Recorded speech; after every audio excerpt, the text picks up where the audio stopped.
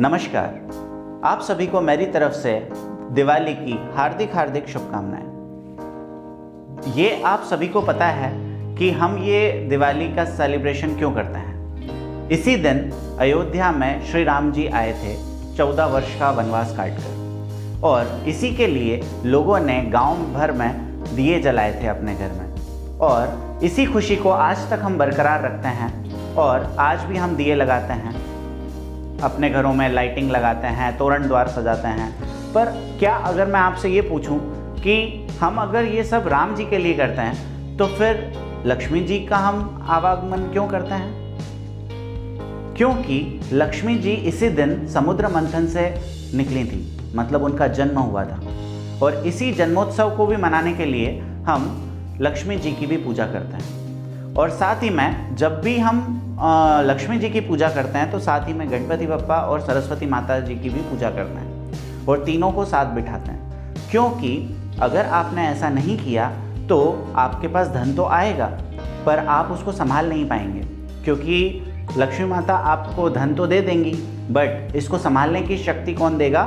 गणपति बप्पा। फिर उसके बाद ये आप लॉन्ग टाइम तक नॉलेज को संभाल सकें, वो कौन देगा? सरस्वती माता।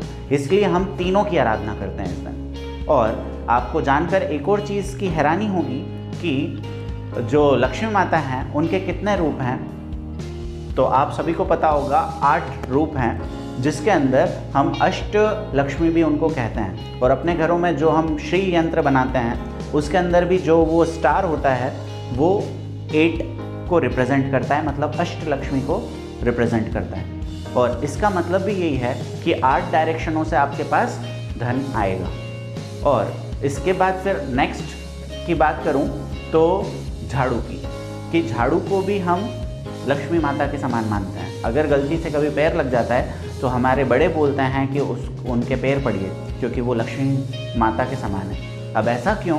क्योंकि जिस प्रकार हमारी झाड़ू डस्ट को रिमूव करती है हमारे घरों से और क्लीन रखती है हमारे घर को, वैसे ही लक्ष्मी माता हमको ये शक्ति दें कि हमारे पैसों को हम अच्छे कार्यों में यूज़ कर सकें और हमारी सारे लाइफ की प्रॉब्लम को माता जी दूर कर दें। यही चीज़ सिखाने के लिए हम ब्रूम को या झाड़ू को एज अ लक्ष्मी माता मानते हैं। और इसके बाद हमारे घरों को जब सजाते हैं तो हम इस प्रकार सजाते हैं कि इस दिन माना जाता है हिंदू माइथोलॉजी के हिसाब से कि जो माता जी हैं वो सभी के घरों में विजिट करती हैं।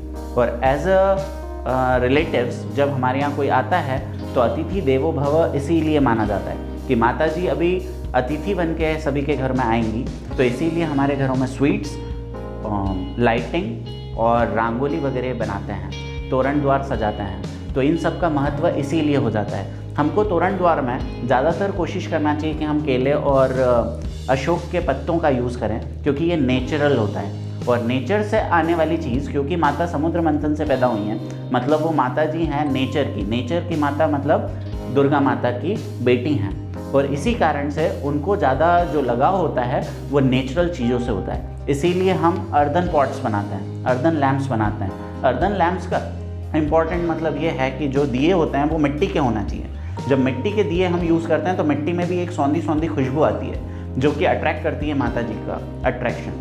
और यही सब चीज़ें हैं जिसके कारण हमको नेचुरल रहना चाहिए, नेचुरल चीज़ों का यूज़ करना चाहिए, ताकि आप सभी के घर में हमेशा धन धान्य से परिपूर्ण हो और आप समृद्धि हमेशा हासिल कर सकें। होप ये इन्फॉर्मेशन आपको कुछ एनहांसमेंट करेगी आपके नॉलेज में, और आप सभी ने इतने धैर्य से सुना उसके लिए आप सभी का बहुत बहुत धन्यवाद।